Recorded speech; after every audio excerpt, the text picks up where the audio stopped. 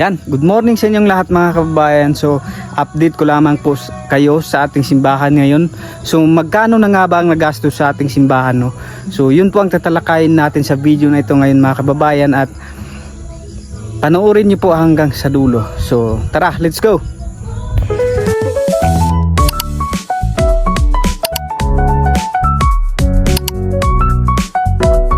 Hello mga kababayan, good morning po sa inyo lahat. So dito naman po ulit tayo dito sa simbahan.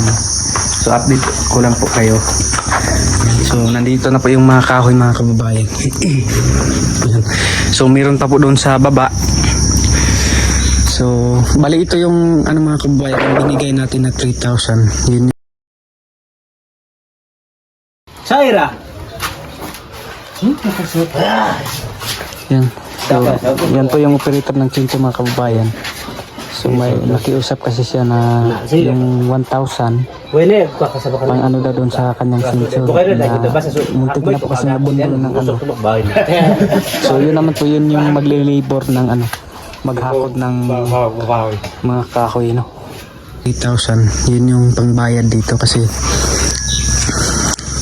mahirap na po kasi na kami pa rin yung maghakot nito. Tapos nung paghakot namin ng buhangin, so bali hindi pa sana natapos yung ano doon sa flooring doon sa pulpito, kaya yun ganun lang yung ginawa namin para hindi rin masyadong mabugbog yung katawan ng mga kasamahan natin dito. So bali ito nga pala mga kababayan yung ano, yung dito sa window. Ayan, ganyan lang siya. Bali screen lang. Para yung hangin labas-pasok lang po, no. So bali magwi-welding po ulit kami ng ano para dito. So kahapon nga po pala mga kababayan ay bali nag-order ulit kami ng cladding, no? Doon kami galing kahapon. So nandun pa sa baba yung iba, and then bumili na din po kami kami ng ano, yung wire po mga kababayan.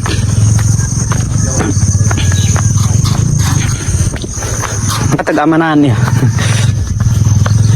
Bali ito po yun mga kababayan. Bali nakikunik lang po kami doon. Ito na po siya, and then ipapakita ko lang po sa inyo yung resibo. So ito mga kababayan ay magagamit lang din naman po ito. So para sa next, no, sa susunod. So nagkuha na kami nito para mag-welding po doon. So hindi na kami ano, medyo malayo na po kasi doon sa baba. Pabalik-balik kami kapag hindi tama yung sukat. So babalik ulit kami doon sa baba para mag-sukat, no, ng weldingin. So kaya naisipan namin na mag-ano na lang nito, and then magagamit lang din naman po ito pagkatapos ng ano, kasi meron naman pong posted dyan sa kuryente. So bali ngayon nakikitap lang po muna kami. Kaso ay dito lang po siya ano, hindi siya makadiretso doon kasi medyo kulang, pero meron naman pong extension wire. So idudugtong na lang. So bali ipapakita ko na lang po sa inyo yung resibo mga kababayan, yung lahat-lahat na lang po. So bali 12 pieces po yung kinuha namin kahapon mga kababayan. So ito po mga kababayan, kuha po kami ng 3 bangus para sa tanghalian. Thank you po ulit kay Tita Neri.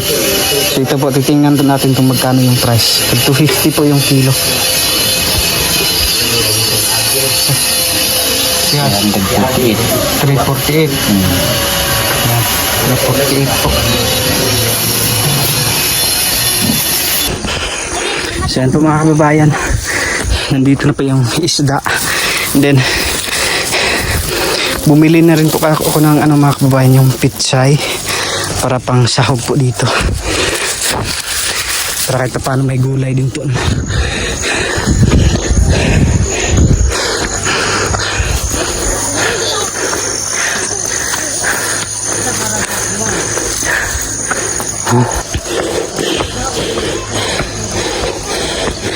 So ngayon ipapakita ko sa inyo mga kababayan yung lahat na resibo, no?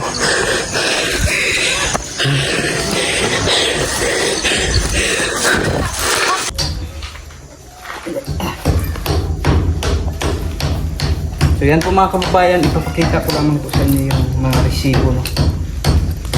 So kahapon pumunta kami doon sa hardware para bumili po ng kulang dito diyan sa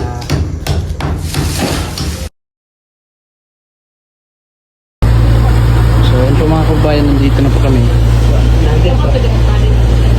dito po kami sa hardware, no? Para po bibili po ulit kami ng mga kababayan yung metal cladding para po sa dingding. Ayan.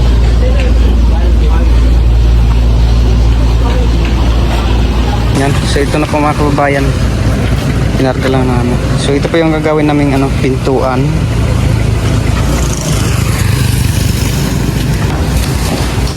Yung cladding. Sino ba? Sino ba? Nagalit. Bas. So kahapon, ito po yung kahapon mga kababayan.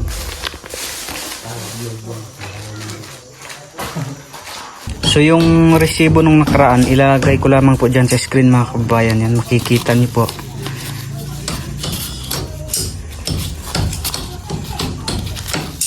So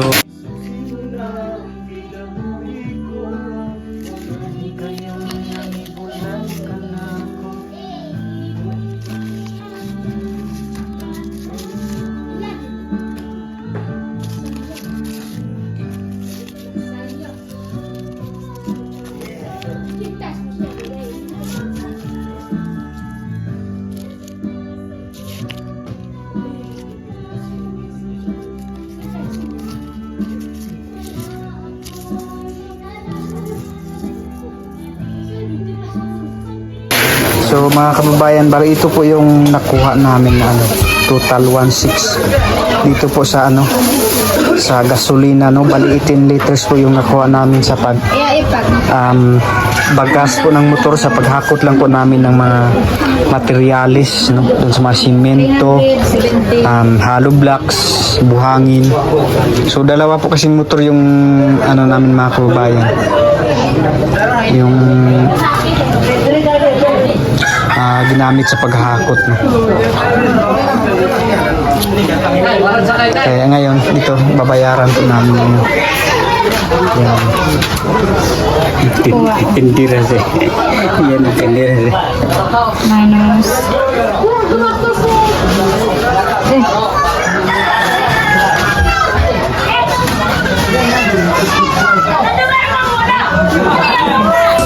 So bali mag ano na kami ngayon dito. Ilagay na yung dingding, tapos dito gagawa ng door jam. Saka doon po. So mag-welding po kami diyan ng ano, yung para sa bintana. So abangan niyo po mga kababayan sa next video yung paggawa natin diyan. Tapos yun yung ano mga kababayan, anong tawag doon yun? Yung plywood. Ay ano, merong tawag.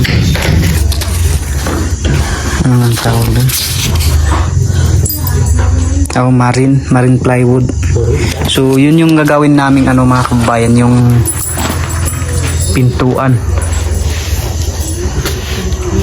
Meron kasing ano doon, kaso ano, tag 5,000 mahigit. So bali dalawa yung magagamit doon sa main door, tapos isa dito. So medyo mahal na, no. Mabuti na lang din po at ano, panday din yung pastor namin dito, kaya siya na lang yung nag-ano dito. Wala nang, hindi na masyadong nagastos ng ano, pang sahod sa tao, dahil yung pastor mismo yung nagpanday. Ano lang kami dito, alalay. Thankful kami kay God kasi siya yung ano dito, maraming talento.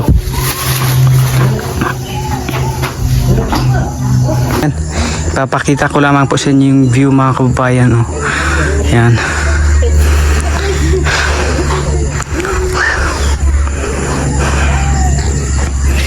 So thank you nga po ulit kay Lord, no? Dahil po kay Lord, so may nakita siyang tao na handang tumulong para dito sa ating simbahan. At dininig din yung panalangin namin na magkaroon nito. Pero ano din mga kababayan, no? Marami ding pagsubok na dumating sa amin bago ito naitayo, no? Yung tiyahin namin na kumbaga siya na lang yung bali tumayo dito para maiwan sa simbahan ng SLSF. So kung hindi po dahil sa kanya, siguro hindi po ito naitayo ngayon. Siguro wala po ito. Kaya nung na mga kababayan, pumanaw po siya. Naitayo na po ito, wala pang bubong. So pumanaw na po siya. Kaya grabe yung pagsubok namin dito bago ito naitayo mga kababayan. Kumbaga muna mga kababayan,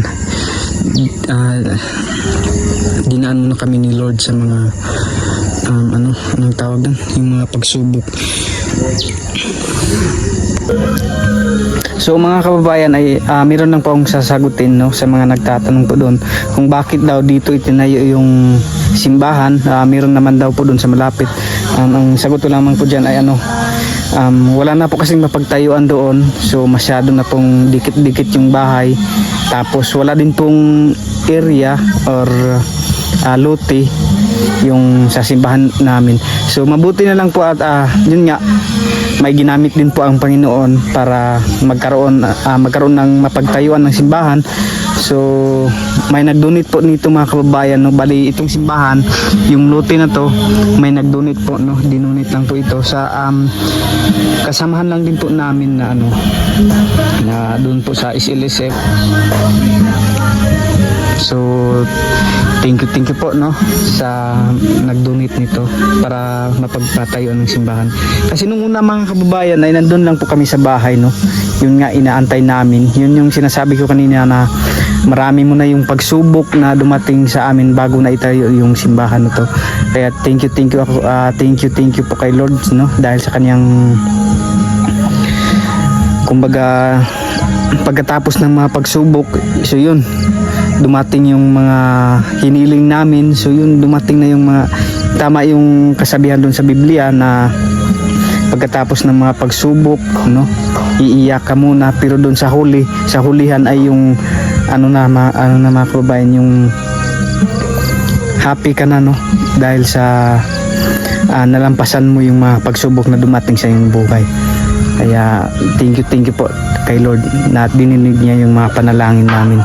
At sa mga taong ginamit ng Panginoon, thank you po sa inyo. Thank you po sa inyo, no, dahil po sa inyo ay ganito na yung simbahan natin ngayon. And then ipag-pray na lang po namin, yun lang yung maigaganti namin sa inyo. Ipag-pray namin na marami pang blessings na darating sa inyo, no. Si Lord na ang bahalang gagantimpala sa inyo. So yun lamang po sa video na ito mga kababayan, no. So update ko lang po ulit kayo mga kababayan sa pagdingding namin doon sa kabila, at abangan nyo po at panoorin doon sa next video sa aming paggawa dyan at sa pag-wielding. Abangan nyo po mga kababayan, no. At ipapakita ko lamang po doon sa screen yung nakaraang resibo para makita niyo rin po mga kababayan. At maraming salamat po ulit kay Lord dahil sa kanyang no, naitayo ang simbahan na to, na may ginamit siyang tao para yun maitayo. At maraming salamat po sa kay Sir Paul, no, dahil po sa kanya, siya yung ginamit ng Panginoon tulay or daan na matulungan kaming mga katutubo. And then dumating yung mga tao na tumulong sa simbahan na to. Kaya thank you po sa mga nag-sponsors ng simbahan. Thank you po. Ang Panginoon na po ang bahalang gagantimpala sa inyo, no. At sa inyong pagsuporta din po sa aming YouTube channel, maraming salamat po. At sa hindi po pag-i-skip ng ads, maraming salamat po. So yun lamang po sa video na ito mga kababayan, no. Abangan nyo na lang po sa next video yung upload natin do, update sa pagdingding namin doon sa kabilang dingding, no. So yun lang po, maraming salamat. God bless you all. Bye bye.